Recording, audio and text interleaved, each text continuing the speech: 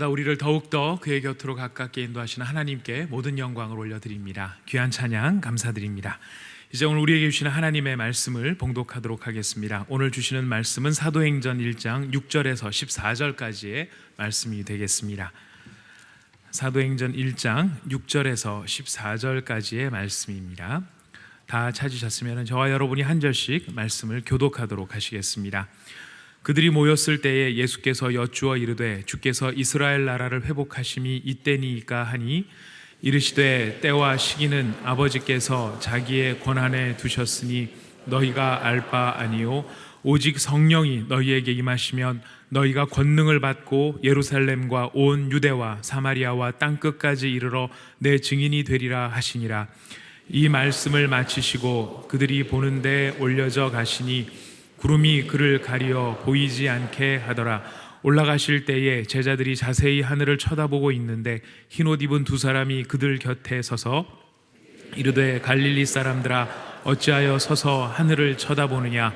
너희 가운데서 하늘로 올려지신 이 예수는 하늘로 가심을 본 그대로 오시리라 하였느니라. 제자들이 감람원이라 하는 산으로부터 예루살렘에 돌아오니 이 산은 예루살렘에서 가까워 안식일에 가기 알맞은 길이라. 들어가 그들이 유하는 다락방으로 올라가니 베드로, 요한, 야고보, 안드레와 빌립, 도마와 바돌로메, 마테와 및 알페오의 아들 야고보, 셀로신 시몬, 야고보의 아들 유다가 다 거기 있어 14절 같이 읽습니다. 여자들과 예수의 어머니 마리아와 예수의 아우들과 더불어 마음을 같이하여 오로지 기도에 힘쓰더라. 아멘. 성령으로 내 증인이 되리라 라는 말씀의 제목인데, 제가 말씀을 준비하면서 주님께 묵상하고 물어보았어요. 증인된다는 것이 무엇입니까? 요즘 입장에서 선교사 되는 것입니까? 아니면 전도자의 삶을 풀타임으로 살아야 합니까? 아니면 서울대 앞에 가가지고, 서울대 앞에 가면 막 예수 믿으라고 그러시잖아요. 또 아니면 전철에서 예수 믿으라고 그래 해야 되는 것인가? 증인이 된다는 것이 무엇인가? 이게 이제 아주 그냥 실제로 와닿아야 되는데 아주 저에게는 긴급한 물음이었어요. 제가 새 벽두에 믿음으로 사는 길에 중요한 것은 주님께 범사의 그를 인정하는 것이라고 그랬죠. 약속하신 성령으로 충만케 되려면 우리의 마음이 성령님을 인격적으로 모셔드림으로 특별히 우리 마음속에 쓰레기들을 다 청소해야 한다. 기억이 나십니까? 그런데 오늘 본문 8절이 이제 사도행전 전체의 주제이기도 하고 요절이기도 한데, 여기에 성령이 임하시면 너희가 예루살렘과 유대와 사마리아와 땅끝까지 이르러 내 뭐가 되라고요? 증인이 되리라. 증인된다는 것이 무엇인가? 이것이 어떤 선교사나 전도자에게 국한된 것이 아니고 오늘 평범한 그리스도인들이 매일 우리가 살아가야 하는데 우리들이 삶의 현장에서 증인된다는 것이 어떤 뜻인가? 이것은 바로 내 삶 자체가 증인으로서의 뭐라 그럴까요? 그 흔적이 나타나야 되는 거예요. 그러니 말로서만이 아니라 내 삶으로 설명이 돼야 되는 거예요. 따라서 오늘 이 말씀 듣고 나가실 때 눈빛도 달라져야 되는 것이에요. 표정도 달라져야 되는 것이에요. 몸짓도 달라져야 하는 것이에요. 왜냐하면 이건 우리의 삶에 관한 문제예요. 그래서 오늘 이 내용을 여러분 나하고 상관없는 무슨 특별한 복음 전도자에게 주셨다 이렇게 생각하지 말고 내 삶 자체로 여러분들과 연결을 시켜야 하는 것이에요. 왜냐하면 빅토르 위고가 이런 얘기를 했거든요. 인생의 가장 아름다운 날들이 언젠가? 여러분 언제 인생이 가장 아름다운 날이에요? 과거에 결혼했던 때입니까? 언제입니까? 어즈버 태평년으로 꿈이런가 하노라 그래 됩니까? 우리가 언제 가장 아름다운 날들이에요? 빅토르 위고는 아직 우리가 살지 않은 날이 가장 아름다운 날이라고 그랬어요. 그건 아멘까지는 안 해도 됩니다. 근데 중요한 것은 우리 입장에서는 오늘 이 증인의 삶이 여러분의 삶으로 생활로서 체화되어 가지고 이 증인의 삶으로 체화된 매일매일의 삶의 현장이 앞으로 살아가야 할 그날이 저와 여러분의 삶에서 가장 아름다운 날이라고 말할 수 있습니다. 한때는 이런 말이 있어요. 라이프스타일 이벤저리즘이란 말이 있어요. 그 뭐냐면 생활 전도란 말이 있어요. 그러니까 막 전도를 안 해도 삶 자체가 전도라는 것이에요. 그래서 오늘은 라이프스타일 이벤저리즘, 라이프스타일, 오늘 증인이니까 witnesses. 그러니까 생활 증인, 생활 전도, 라이프스타일 사명이 되기를 바라는 것이에요. 그래서 오늘 우리가 믿지 않는 사람들과 달라야 할 것이 몸짓이나 표정이나 삶의 형태나 달라야 할 이유는 뭐냐면 우리가 추구하는 것이 다르잖아요. 우리의 가치관이 다르잖아요. 우리가 뭐가 중요한 것인지가 세상 사람들과 다르니까 그 다름이 표현이 돼야 하는 것이죠. 그것이 우리의 생활 사명으로, 생활 증인으로 나타나는 것이에요. 그럴 때 주위에 있는 사람들이 정말 저 다르구나, 나도 예수 믿으면 당신처럼 될 수 있는가, 그래 물어볼 수 있겠다면 얼마나 좋을까요? 저분들이 힘들고 어려울 때, 가장 고난당할 때 여러분들을 떠올리면서 좀 만났으면 좋겠다, 함께 대화했으면 좋겠다, 그런 수준으로 가면 얼마나 좋을까요? 그런 소원이 없으세요? 어려움을 당해보면 좀 만나고 싶은 사람이 있어야 되는데 그런 사람이 아무도 없다면 그 답답한 일 아니겠습니까? 여러분들이 그런 대상이 되면 좋겠어요. 그게 생활 사명이고 생활 증인이고, 그래서 우리가 세상 사람들과 다른 가치관, 다른 것을 추구하고 삶의 형태 자체가 다를 수밖에 없는 이유는 우리의 사명이 다르기 때문에 그래요. 그리고 여러분들과 저는 오늘 예배를 드리면서 우리는 사명자예요. 할렐루야. 사명이라는 것이 뭐예요? 먼저 제가 사명에 대한 얘기 좀 하겠어요. 사명이 뭐예요? 평생 붙잡아야 할 것인데, 사명이 뭐예요? 사명은 죽어도 가야 하는 것인데, 사명이 뭐예요? 미션이 뭐예요?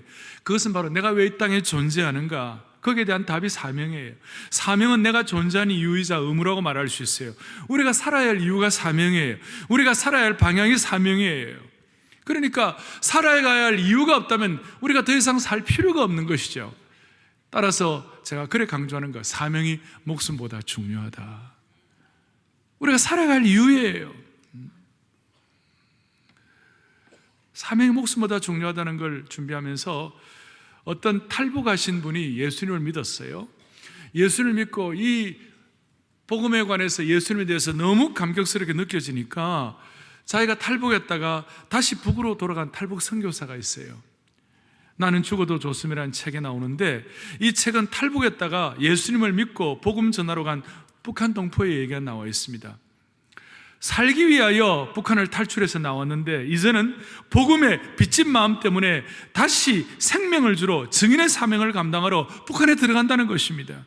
그래서 들어가는 그런 마음을 가지니까 북한이 지옥인 줄 알았는데 내가 복음으로 섬겨야 할 땅이라 이 생각이 들더라는 거예요. 사명이 목숨보다 중요한 예가 될 것입니다. 그래서 오늘 첫 번째로 생각할 것, 여러분과 저의 핵심 사명이 무엇입니까? 무엇이 내 인생 살아야 할 이유입니까? 여러 가지가 있겠지만 내 인생의 가장 핵심 사명이 무엇이에요?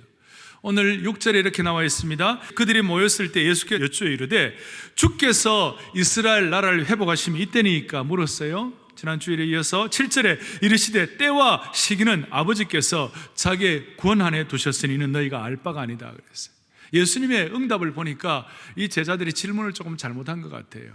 제자들의 관심사가 문제가 있었던 것 같습니다. 그것은 뭐냐면 주님은 지금 하나님 나라에 대한 말씀을 하시고 정말 초월적 영적 세계를 말씀하시고 하나님 앞에 쓰임받는 이런 것이 강하게 말씀하시는데, 제자들의 입장은 이스라엘 나라를 회복하시는 것이 무엇입니까? 라는 것은 이 세상 나라, 육신의 나라가 회복되는 것이 언제입니까? 또 육신의 나라가 회복되면 나는 그 자리에서 무엇 한 자리를 할 수 있습니까? 이런 질문이에요. 그러니까 예수님께서 때와 기한은 신경 쓰지 마라. 세상 나라는 주님께 맡겨라. 그리고 너는 진짜 사명자가 되라. 너는 진짜 핵심을 붙잡아라. 너 인생의 키를 붙잡아라. 그것이 뭐냐? 성령이 임하시면 너희가 권능을 받고 예루살렘과 유대와 사마리아와 땅끝까지 내 증인이 되라. 그래, 증인되라는 것이 이 제자들에게 주신 중요한 사명이었어요. 제가 제 삶을 돌이켜보면 이 증인되라는 것을 외치고 찬양하고 집중하고 그랬을 때 너무 하나님이 순전하게 하시고 충성되게 하시고 내 삶에 깊은 열정을 갖게 하시고 한결같이 뜨거운 마음으로 변함없이 주님을 섬기는 기간이었다, 이렇게 고백할 수 있도록 제가 기억이 나요. 온 세상 위하여 일 시작하오니 매일 증인되리라. 우리는 땅끝까지, 이 세상 끝날까지 예수 그리스도의 증인들이다. 한번 따라하겠습니다. 우리는 땅끝까지, 이 세상 끝날까지 예수 그리스도의 증인들이다. 아멘. 땅끝이란 것은 뭐예요? 공간의 제한이 없는 거예요. 이 세상 끝날까지라는 것은 시간의 제한이 없는 거예요. 시간과 공간의 제한이 없이 우리는 예수 그리스도의 증인들이다. 그렇게 하면서 늘 주제가처럼 매주일마다 온 세상 위하여 일 시작하오니 전하고 기도해 매일 증인되리라. 이 찬송을 늘 매주마다 불렀어요. 그럴 때 그렇게 순전하게 하시고, 그렇게 뜨겁게 하시고, 그렇게 헌신하게 하시고, 삶의 보람을 갖고 그 주위에 있는 사람들, 그 캠퍼스를 녹이고 캠퍼스를 새롭게 하고 새판을 짜게 하시고 영향을 주고 충격을 주고 변화의 도구가 됐던 것을 기억합니다. 할렐루야. 사도행전 전체를 보세요. 사도행전 전체의 핵심 주제가 뭐냐? 제자들을 3년 동안 복음으로 훈련시키시고 제자를 만드시고 난 다음에 핵심 주제가 뭐냐면 그 제자들이 예수님의 증인되게 하시는 것이, 성령의 인도를 따라 예수님의 증인되게 하시는 것이 사도행전 전체의 핵심 주제라고 말할 수 있습니다. 지금 엘리베이터다, 깃발이다 보면 성령의 인도함을 받아 예수님의 착한 양, 착한 목자가 되는 것이다, 이렇게 되어 있는데, 예수님의 성령의 인도함을 받아 온전한 목자, 온전한 양의 사명이 뭐냐? 예수님의 증인되는 것이에요. 만약에 이 증인되는 것이 사라진다면 사도행전의 대핵심이 삭제될 거예요. 이런 말이 있어요. 예수님의 제자가 예수님의 증인되기 위하여 마태복음 28장 19절 20절에 모든 족속으로 제자를 삼아 아버지와 아들과 성령 이름으로 세례를 주라, 또 증인되라는 이 내용이 뭐냐면 예수님의 대사명의 The Great Commission이에요. 예수님의 대사명이에요. 그런데 이 성령의 인도함을 받아 예수님의 증인된다는 이 증인됨이 없어져 버리면 신학자들은 The Great Omission이 된다는 거예요. 그러니까 대사명이 대삭제가 되고 치명적인 삭제가 일어나는 것이에요. 그러면 역할을 감당할 수가 없죠. 그건 성령의 인도가 아니에요. 사랑의 교회가 제자훈련 해가지고 36년을 해왔습니다. 사랑의 교회가 제자훈련 교회가 된 거예요. 감사한 일이에요. 이제는 이 사명을 Disciple Making Church에서 Disciple Making Mission Church가 되어야 되는 거예요.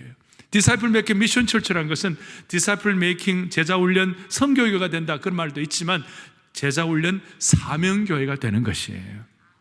한 사람 한 사람 다 똑같아요. 여러분 모두가 다 제자훈련 사명교회가 되기를 바랍니다. 이 교회라는 말은 우리 개인도 교회예요. 한 사람 한 사람 다 교회예요. 이것이 나 무슨 상관이 있나, 이렇게 생각하시면 안 돼요. 자, 제가 지금 사명의 핵심을 말씀드렸습니다. Disciple Making Mission Church, Disciple Making Mission 성도. 그렇게 해서 복음은 죄인을 성도되게 하지만 이 증인의 사명은 성도를 예수님의 제자되게 하시는 거예요. 같이 우리 크게 읽겠습니다. 복음은, 증인의 사명은 성도를 예수님의 제자되게 하신다. 오늘 예수님의 제자되는 그 길이 뭐냐? 증인의 사명을 감당하는 것이에요. 만약에 사명에 빠져버리면 대사명을 실천하는 교회가 아니라 대삭제가 되는 교회가 되는 거예요. 예수를 믿어도 삭제가 된 거예요. 컴퓨터 딜리트하면 그거 다 지워지잖아요. 우리 인생이 지워지면 되겠습니까? 우리의 생활 자체가, 우리의 삶의 패턴 자체가 생활 증인의 역사가 일어나기를 바랍니다. 생활 증인의 역사가 일어나기 위하여 첫째, 제가 사명의 핵심을 말씀을 드렸고, 두 번째는 사명의 범위가 있어요. 오늘 8절에 뭐라고 나와 있습니까? 성령이 임하시면 너희가 권능을 받고, 첫째 어디와? 예루살렘과, 그 다음 어디예요? 유대와, 그 다음에 또 어디예요? 사마리아와, 그 다음에요? 땅끝까지 이르러 내 증인이 되라 그랬어요. 지금 우리는 이것을 하도 많이 들어가지고 익숙합니다만은 아니에요. 당시에 제자들의 입장에서는 이 말씀이 첫눈과 같았고 너무나 그 판 자체를 뒤엎는 새 판 만드는 것이었어요. 왜? 예루살렘의 증인이 돼? 말이 안 된다. 예루살렘은 예수님을 십자가에 못 박고 예수님에게 배신 때리고 예수님의 가시관 쓰게 하신 곳인데 거기에 어떻게 증인이 되냐? 유대와, 유대는 예수님의 돌멩이 던지고 예수님 반역하고 예수님 말씀 받아들이지 않는데 그게 어떻게 유대? 이거 말이 안 된다. 사마리아는 혼혈족이고 우리하고 족속도 맞지도 않는데 그게 무슨 복음을 전하나? 안 된다. 땅끝까지는 곳곳마다 이방인들 천지인데 유대인들은 이방인을 지옥의 땔감으로 생각했는데 그게 무슨 증인이 된다? 이건 말이 안 된다.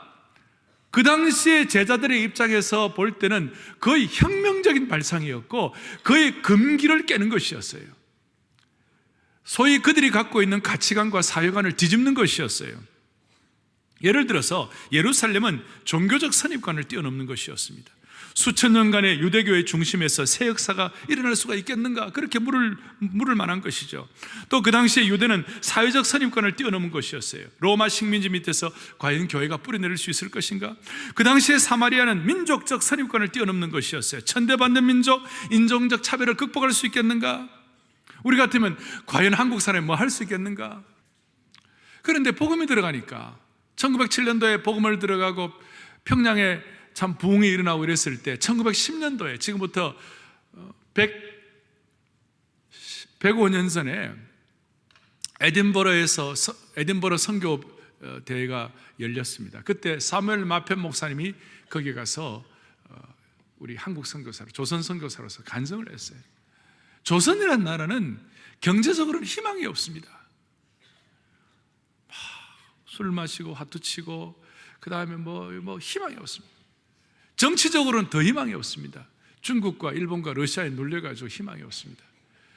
그런데 조선이라는 나라가 복음을 통하여 영적으로 하나님 앞에서 은혜를 받은 나라가 되어가고 있습니다. 따라서 조선이라는 나라는 경제적, 정치적으로 희망이 없을지 모르지만 조선이라는 나라는 앞으로 영적 강국이 되어 중국과 러시아와 일본을 향도할 것입니다. 그러나서 지금부터 105년 전 얘기예요. 그 당시에 암울한 우리 민족의 역사였고 1910년이면 우리가 하늘앞방에 들어가는 역사의 잿빛이 드리워진 그런 시간이었어요. 그런데 판을 깨는 거예요. 이 증인되는 사명, 복음의 사명을 갖고 있으니까 그 시대의 금기를 깨뜨려버리는 것이에요. 혁명이에요. 주님께서 제시한 이 지리적 윤곽은, 예루살렘, 유대, 사마리아 땅, 이 지리적 윤곽은 사명의 범위를, 우리가 갖고 있는 생각의 틀을 다 초월해버리는 것이었어요. 새판이었어요. 모든 금기를 다 깨는 것이었어요. 복음 선포와 혁명으로 가득 차게 된 것이에요. 그렇게 되었을 때 나중에는 어느 정도가 되었는가? 갈라디아서 3장 18절에 바울이 이 내용을 본인이 증인의 사명, 생활 증인으로서 감당할 때 이런 고백을 하는 거예요. 같이 크게 합동합니다. 너희는 유대인이나 헬라인이나 종이나 자유인이나 남자나 여자나 다 그리스도 예수 안에서 뭐라고 그랬어요? 다 깨뜨려버리는, 모든 속박을 그리스도의 십자가로부터 흘러나오는 그 능력을 가지고 하나 되게 하는 것인데, 종이나 자유인이나 남자나 여자나 그 당시에 가장 강력한 한계, 가장 강력한 계층 간의 어떤 딱딱함이 있어가지고 서로 소통할 수 없는 곳이었어요. 또 지식인이나 비지식인이나 빈부귀천 남녀노소 막론하고 전부 다 하나님 안에서 다 깨뜨려버리고 소통하고 하나가 될 수가 있으리라. 대사회적인 혁명이었고, 이 혁명은 그 당시에 복음을 처음에 노예들이 많이 받아들였지만 나중에는 빌보스에 보면 황제, 가이사의 집까지, 황제의 집까지 이 복음의 능력이 들어감으로 말미암아 당시에 모든 금기가 깨어지는 것이에요. 노예가 어떻게 황제의 집안에 있는 사람들에게 복음을 전할 수가 있습니까? 무슨 말입니까? 복음을 깨달은 사람들에게 증인의 사명이 있어질 때에 인종적 구분을 뛰어넘어, 모든 인종적 한계를 뛰어넘어 세계를 품는 가슴이 되는 것이에요. 구원받지 못한 가족을 위하여 골방에서 열방을 위한 기도가 시작되는 것이죠. 이것이 성령님을 통한 교회의 마지막 요구하신 주님의 대사명의 영적 범위라고 말할 수 있어요. 지리적 범위가 영적 범위로 나타나는 거예요. 이 복음만 들어가면, 제가 그렇게도 강조하던 시골의 무학한 할머니도, 공부하지 않은 할머니도 이 복음만 들어가면 증인의 사명자가 되어가지고 세계를 위하여 온전히 기도하는 하나님의 사람으로 변신할 수가 있습니다. 인종적 구분을 뛰어넘는 거예요. 이것이 영적 혁명이라고 말할 수 있어요. 혁명이 뭡니까? 혁명에 헌신한 사람들은 사명과 대의에 바쳐진 사람들입니다. 혁명하는 사람들에게는 소유권도, 관심사도, 감정도, 피부치도, 재산도, 심지어 이름조차 관심이 없어요. 혁명하는 사람들에게 제일 큰 관심사는 오로지 한 가지만을 생각하는 것이에요. 거기에만 열정을 쏟는 것이에요. 그것이 다름 아닌 혁명이에요. 남미의 체 게바라와 함께 혁명했던 사람들, 좋은 예는 아닙니다. 우리가 바라볼 좋은 목표는 아닙니다만은 당시에 남미의 혁명을 위하여 수고했던 그런 사람들이 미국에서 간 젊은이들 가운데 수많은 사람들이 남미의 혁명에 참여를 했습니다. 그들은 미국에 있을 때 샤워의 따뜻함을 아는 사람들이고, 미국에 있을 때 스테이크를 잘 먹었던 사람들이고, 미국에 있을 때 육신의 안락함을 누린 사람들이에요. 그런데 그들이 체 게바라와 함께 혁명 전사로서 혁명에 투입되었을 때 이런 고백을 하는 거죠. 우리는 티본 스테이크를 즐길 여유도 없다. 우리는 샤워의 따뜻함을 가졌던 때가 언제인지 기억이 잘 나지 않는다. 우리는 육신의 안락함이 무엇인지 이제는 다 잊어버렸다. 밤이면 밤, 낮이면 낮, 날마다 꿈꾸고 생각하고 집중하는 것이 오로지 혁명뿐이다. 그렇기 때문에 샤워도 티본 스테이크가 없어도 우리는 이 혁명만을 위하여 꿈꾸고 살 수 있다. 좋은 목표는 아니지만, 틀린 목표이지만 틀린 목표를 위해서도 그는 혁명한 마음으로 살진데, 오늘 예루살렘과 유대와 사마리아와 땅끝까지 이르러 증인이 되라는 것은 당시의 금기와 당시의 판을 다 깨는 것이기 때문에 오늘은 혁명적인 능력이 우리에게 주어지기를 바랍니다. 혁명하는 마음으로 우리가 하나님을 기쁘시게 하는 축복된 주의 백성들이 되어야만 할 것입니다. 무엇이 주님을 기쁘게 하시는 것입니까? 자나깨나 우리의 삶으로, 우리의 삶의 생활 증인이 되기 위하여 무엇이 하나님을 기쁘게 하는 것입니까? 우리의 가장 간절한 마음은 내가 병약하든지 부유하든지 살든지 죽든지 건강하든지 가난하든지 존경받든지 학대받든지 상관없이 우리의 가장 내밀한 심중의 열망이 무엇입니까? 그것은 가장 주님을 기쁘시게 하는 것이 무엇이고, 뭐가 가장 주님을 기쁘시게 할 것인가? 주님은 오늘도 우리에게 생활 증인으로 예루살렘과 유대와 사마리아 땅끝까지 이르러 주님의 증인이 되라는 것입니다. 여러분이 갖고 있는 금기와 여러분들이 갖고 있는 판을 정리하시기 바라요. 이것이 어떤 식으로 펼쳐져야 할 것인가? 동시다발적이 돼야 돼요. 예루살렘 끝내고 유대 끝내고 사마리아 끝내고 땅끝까지 가는 것이 아니에요. 예수 믿고 구원받으면 이상하게도 자녀들도 잘 키울 뿐만 아니라 교회에 와서도 예배를 잘 드릴 뿐만 아니라 믿지 않는 영혼들에 대한 관심도 기울이게 하시고, 동시에 나라를 위하여 애국도 하게 하시고, 동시에 글로벌 인재에 대한 꿈도 꾸게 하시고, 동시에 선교를 위한 기도의 제목을 가지고 기도 골방팀에 기도도 하게 하시고. 제 말이 맞아요, 틀려요? 나는 내 문제도 해결 못했는데 뭘 하겠나? 이게 아니에요. 혹자는 교회가, 한국 교회가, 아니면 교회가 교회 문제도 다 해결하지 못했는데 무슨 꿈꾸는 것이냐, 무슨 제자훈련의 국제화냐, 이렇게 얘기할 수 있는 분이 있을지 모르겠는데 아니에요. 그건 성경적이 아니에요. 동시적이에요. 예루살렘과 유대와 사마리아와 땅끝까지가 동시적으로 가는 것이에요. 증인의 사명은 동시다발적인 것입니다. 내게 먼저 채우고 나중에 남에게 채우는 것이 아니에요. 힘들지만 이 하나님 나라를 위한 판을 깨는, 전체를 조명하고 세계를 조명하는 이것이 같이 갔을 때에 소위 내부 폭발이 아니라 증인의 사명을 감당하는 사명 폭발이 되게 해주시는 것입니다. 저희는 지금 복음의 서지대라는 말을 제가 몇 년부터 썼습니다. 예루살렘에서 태동된 복음이 유럽 쪽으로 해가지고 프랑스와 영국과 독일 쪽으로 해서 또 북구 쪽으로 해서 완전히 복음화되어가지고 그 복음화가 미국으로 가서 미국에서 다시 우리 쪽으로 들어왔지 않습니까? 그러니 그걸 복음의 동지들이라고 그랬는데, 이제는 우리가 우리의 예루살렘과 우리의 땅끝이 뭘까? 복음의 서진을 해야 한다. 그런 꿈을 가지고 여러분 웨일즈 신학교를 저희들이 인수하고, 그 다음에 웨일즈에 저희들이 지금 개척교회를 4개를 세우고 이번 3월에 5개를 세울 거예요. 또 꿈을 앞으로 유럽 지역에 사라의 교회를 중심으로 해서 앞으로 유럽 지역의 복음의 서진을 통하여 1000개의 1000교회를 개척하기를 원합니다. 남들은 웃는 거지. 남들은 교회가 더 잘 돼야 되는 거 아닌가 이렇게 얘기할 수 있습니다만은 동시다발적이에요. 정말 유럽 교회를 가슴에 품고 우리가 기도하고 복음의 서진을 향하여 마음을 쓸 때에 하나님은 여러분들에게 증인의 사명을 감당하게 하시고 삶의 혁명성을 갖게 하셔서 내 삶 자체가 생활 증인, 생활 사명자가 되도록 만들어 주실 것입니다. 여러분, 베세토란 말이 있어요. 베세토란 말은 베이징 서울 도교회예요. 베이징 서울 도교인데 뜻은 이제 베이징과 서울과 도쿄가 서로 잘 네트워킹 해가지고 세계 역사를 좀 잘 한번 섬겨보자, 그런 뜻이겠죠. 저는 거기에다가 유베세터라고 붙이고 싶어요. 유럽, 베이징, 서울, 도쿄.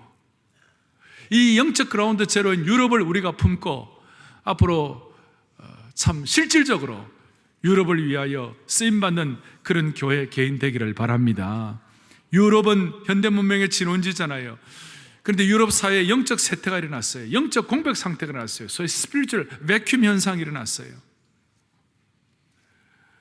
유럽 사회가 역사상 처음으로 완전 비기독교 사회가 되어버렸습니다.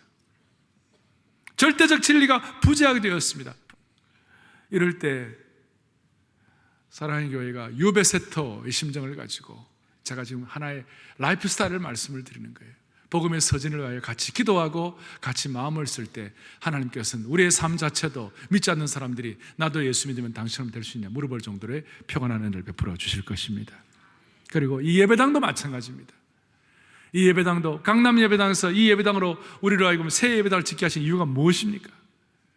그냥 좋은 교회 큰 예배당 지어가지고 많은 사람들 뭐 예배드리라, 그게 아니에요.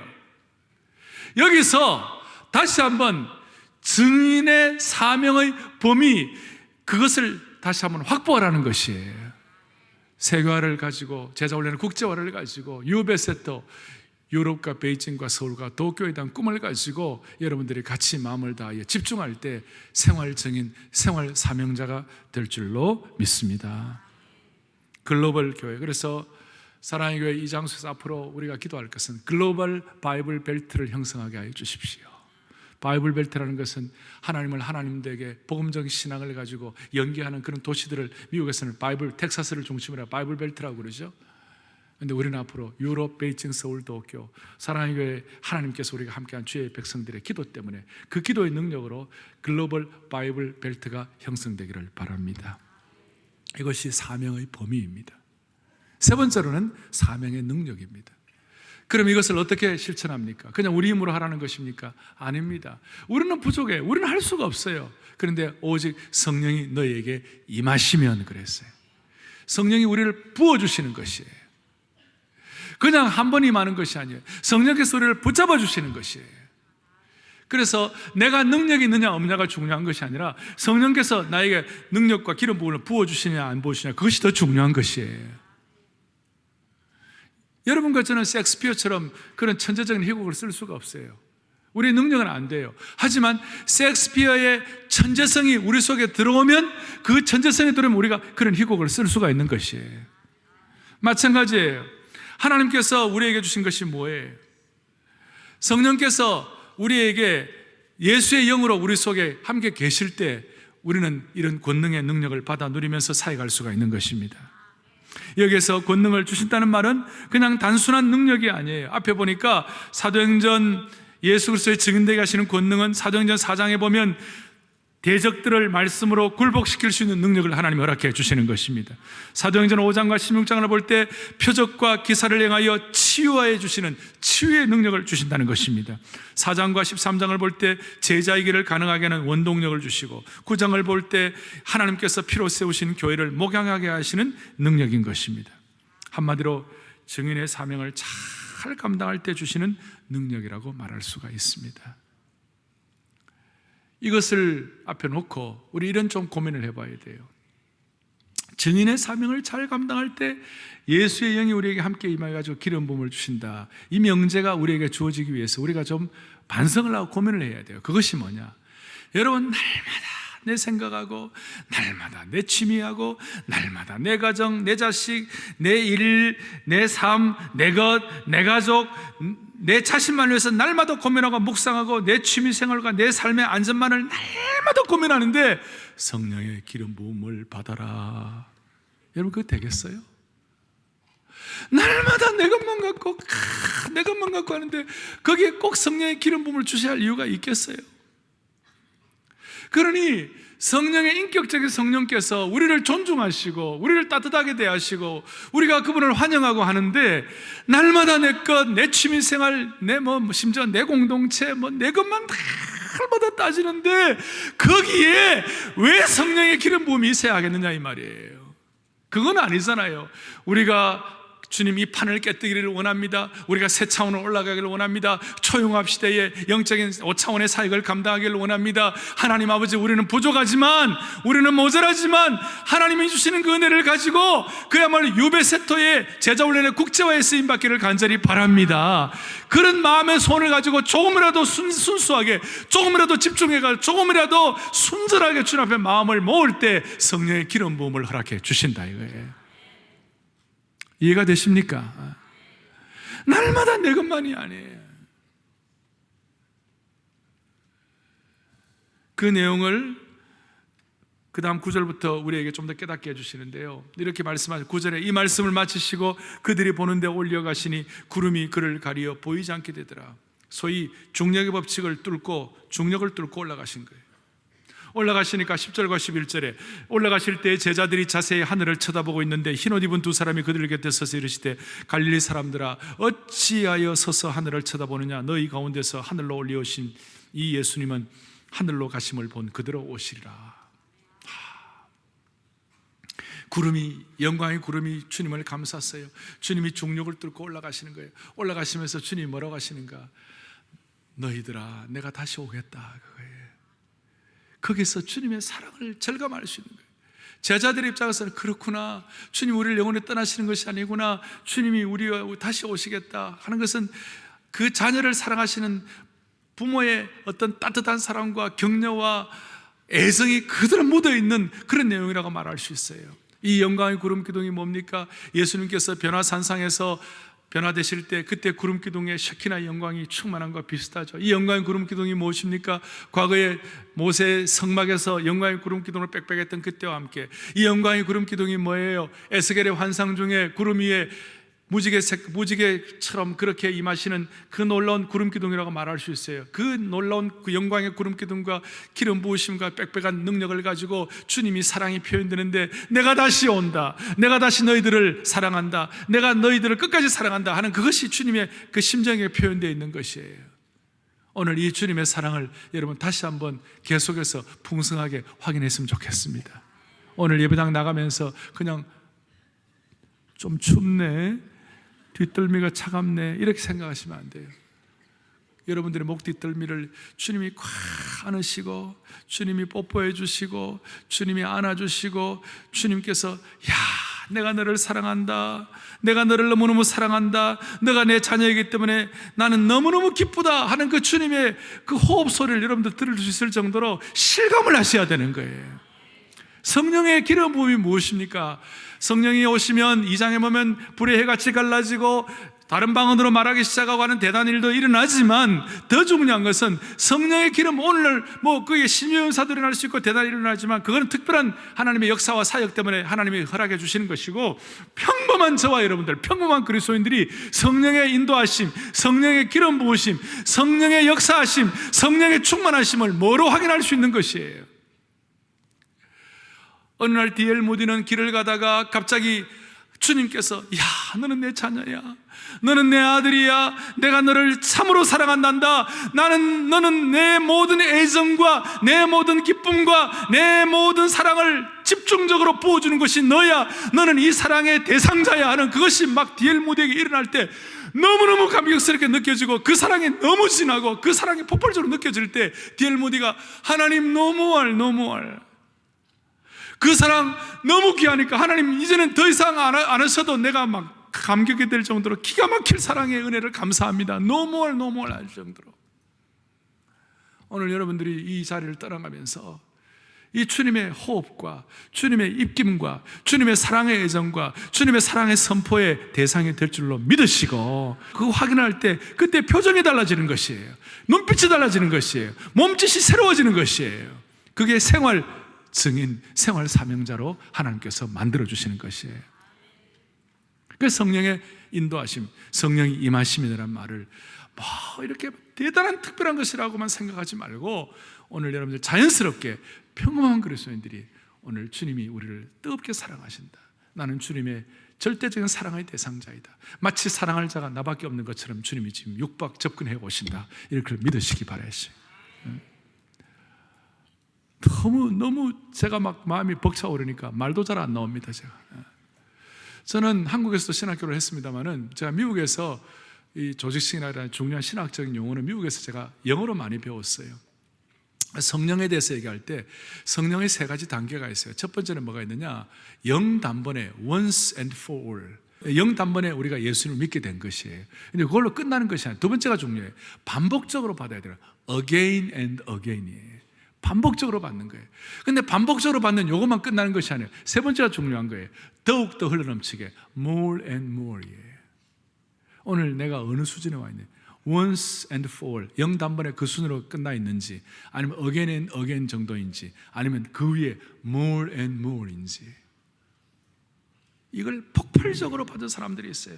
진젠도르프를 비롯한 모라비안 교도들은 성령의 강력한 은혜를 받게 하여 주셔가지고 이 진젠도르프를 비롯해서 이 사람들이 75명의 독일 기독교인들이 more and more 강력한 권능에 부어주신 역사를 깨닫고 난 다음에 그들이 받은 은혜를 가지고 건물 밖으로 나갔다. 성령의 강력한 능력으로 충만한 그들이 그 이후 20년 동안 이룬 일이 전 세계 교회에 200년 동안 일한 것보다 더 많다. 중세의 족쇄를 깨뜨려버리고 나중에 모라비안 교인들을 통하여 감리교회 창시자였던 요한 웨슬레가 회심을 경험하게 된 것입니다. More and more이에요. 주님이 오늘 우리들의 위로부터 권능 보여주신다는 것은 주님의 뜨거운 사랑의 숨기를 여러분들이 지금 느끼시는 것이에요. 옛날에는 아버지 나를 사랑하나? 주님 나를 사랑하나? 이 정도로 여러분들 생각했을지 모르겠습니다만은 이제는 주님이 여러분들을 고개를 돌려 주님을 돌아보시면 그 아들을 안아주시고 그 아들을 붙잡으시고 그 아들에게 뜨거운 숨기를 베푸시고 설명할 수 없는 기쁨과 사랑과 확신에 사로잡혀가지고 나도 모르게 하나님 아버지가 나를 사랑하신다, 나는 정말 위대한 아버지가 계신다, 아버지 고백할 수 있는 생활 증인자가 되기를 바랍니다. 결론 내리겠습니다. 13절, 12절부터 14절까지 무슨 일이 벌어지는가? 이런 은혜를 받고 난 다음에 14절 뒤에 보니까 여자들과 예수의 어머니 마리아와 예수의 아우들과 더불어 마음을 같이하여 오로지 기도에 힘썼다, 이런 말이 나옵니다. 그게 더불어 마음을 같이하여, 성령의 인도를 받으니까 모두가 다 더불어 마음을 같이하는 축복을 받게 되었습니다. 할렐루야. 더불어 마음이 막 통하는 거예요. 누가 말하지 않아도 막 서로 통하는 거예요.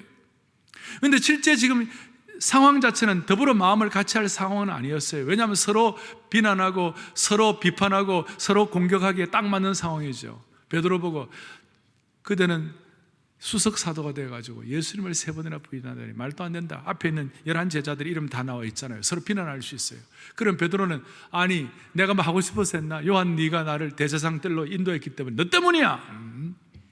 그러니까 그 가운데 의심 많은 지성인 도마가 참 다들 참 웃기네 이렇게 하면서 서로 이제 시니컬 할 수 있고, 또 아주 그냥 허무주의자였던 바돌메 같은 사람은 나사렛에서 무슨 선한 것이 나올 수 있겠냐 이렇게 고백했던 이 바돌메 같은 사람들이 그 상황 자체를 좀 이렇게 비판적으로 볼 수 있는 서로 어려운 상황. 또 예수님의 가족들 14절은 예수님 여자들과 마리아도 있었겠죠. 또 막달라 마리아도 있었겠죠. 예수의 어머니 마리아와 예수의 아우들과 더불어 서로 자기 특권의식, 우리가 예수님의 가족인데 이렇게 하면서 특권의식을 가질 수 있었을 거예요. 그런데 그 모든 것들을 다 팽개쳐버렸어요. 모든 것들을 다 떠나버렸어요. 그리고 오로지 더불어 마음을 같이 한 거예요. 자기의 자의식과 자기 주장을 하던 사람들이 마음을 같이 하나 되니까 서로에 대한 믿음을 가지고 하나가 되는 거예요. 이것이 주님께 대한 깊은 신뢰가 사람에 대한 신뢰로 연결된 것이에요. 누가 더 높은가, 누가 더 큰 죄를 범했는가 논할 시간이 아니었음을 깨닫게 된 거예요. 사명을 갖게 되니까 그런 내용들은 다 부차적이 된 것이에요. 그렇게 한 그 결과가 뭡니까? 14절 뒤에 오로지 기도에 힘쓰니라, 전혀 기도에 힘쓰니라. 뭐 이걸 우리는 익숙하게 알고도 있지만 한마음 말하면 합심 기도하고 같이 마음을 같이 기도하고, 그래서 남편이 삶에 어려움이 생기면 나 혼자만 고민하는 것이 아니라 여보 나 이거 어려워 우리 같이 기도할까? 그 합심기도하는 마음이 생겨요. 그게 성령의 은혜예요. 자녀가 말 안 듣고 좀 골치 아프면 저거 왜 저렇게 말 안 듣나 그러지 말고 주여 은혜를 주시면 더불어 마음이 같이 돼가지고 오로지 기도에 합심기도 할 수 있는 능력을 주신다고 그러니까 주님 우리 저 자녀와 함께 제가 기도하겠습니다. 그래가지고 걔를 붙잡아가지고 막 기도하는 거예요. 그럼 처음에는 막 반발하고 그러지만 그 영권을 놀려가지고 아빠 길게만 하지 마세요. 그러면서 이 마음이 같이 되는 거예요. 제자반 식구들끼리 다락방 식구들끼리 어려움이 있으면 같이 합심해서 기도하는 그 기도를 요청하고 어려울 때 혼자만 어려워지는 것이 아니라 같이 그렇게 할 때 하나님께서 증인의 생활 증인으로서의 삶을 살아가도록 만들어 주실 것입니다. 오늘 이 말씀은 20세기 전에 있는 말씀이 아니라 오늘 우리에게 재현될 수 있는 말씀인 줄로 믿습니다. 증인되는 것을 큰 어떤 선교사님이나 전도자에게 맡겨주지 마시고 우리 생활 증인으로 생활 사명자로 우리의 삶의 모든 한계와 범위를 뛰어넘어 성령의 기름 부으심으로 한마음 한 뜻을 가지고 주님 앞에 영광 돌리시는 귀한 주의 종들 되기를 간절히 바랍니다. 저 손을 좀 펼쳐 보십시오. 아름다우신 주 얼굴 바라네 주의 얼굴 비추실 때 은혜가 넘치네. 주님을 바라보십시다. 성령님은 인격자라고 그랬습니다. 존중하십시다. 환영하십시다. 그리고 사모하십시다. 성령님은 우리를 윽박지르거나 강제하시는 분이 아니세요. 사모하고 환영하고 존중하는 분들에게 은혜를 베풀어 주십니다. 마음을 주님 앞에 완전히 올려놓고 아름다우신 주 얼굴 발언할 때 사모하십시다.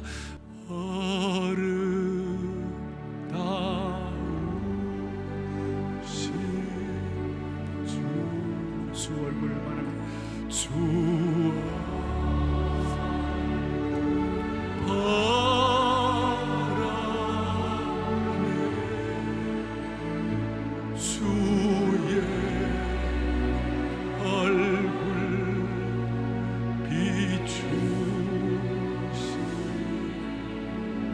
은혜가 넘치네.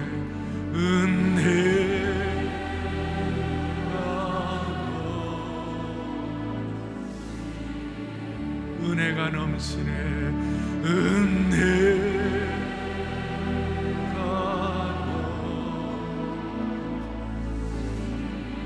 성령이 넘치네. 성령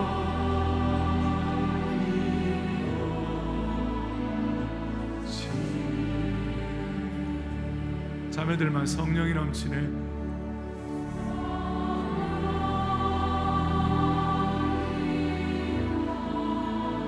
마음의 눈을 열어 묵상하면서 주님을 바라보고 다 함께 성령이 넘치네. 성령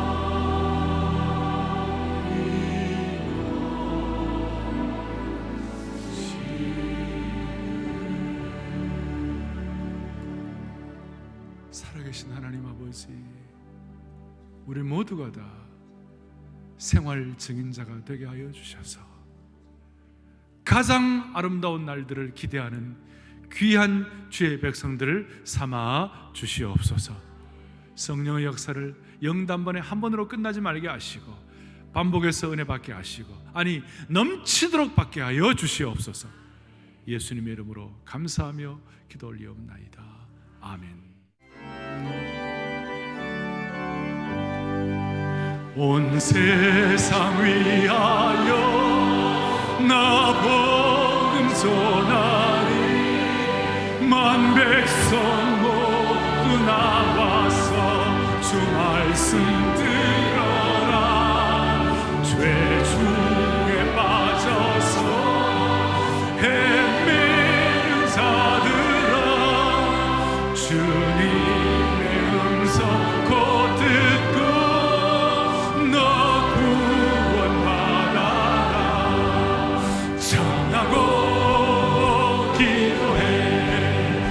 매일 증인 되리라. 세상 모든 사람들 듣고 그 사랑 알고 온 세상 위하여 이 복음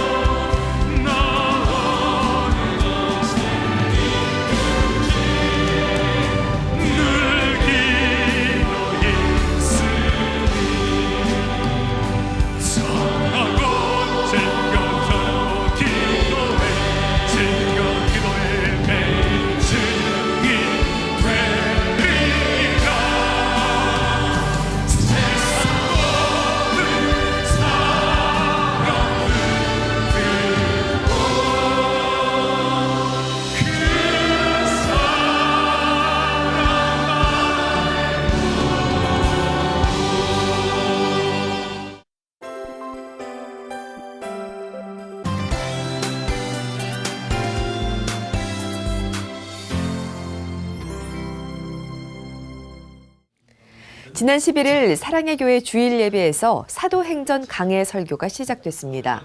오정현 담임 목사는 성령으로 인도함 받는 착한 목자, 착한 양 강해 설교 첫 번째로 약속하신 성령을 체험하라는 말씀을 전했는데요. 초대교회 부흥 시기에 성령 체험을 강조하고 이를 위해서는 하나님보다 높아진 모든 생각들을 제거해야 한다고 강조했습니다. 이 사도행전은 초대교회의 탄생과 초대교회의 부흥 시기 내내 성령께서 어떻게 역사하셨는지를 집중하는 것이에요. 오늘 제가 어떤 진리로 기록된 말씀으로 남아있지 말고 이것이 저와 여러분들에게 경험되고 체험되기를 원합니다. 앞으로 계속 이어지는 사도행전 강해를 통해서 사랑의 교회 성도들이 위로부터 받는 능력의 옷을 덧입고 성령으로 인도함을 받는 새 차원의 신앙을 갖게 되길 소망합니다.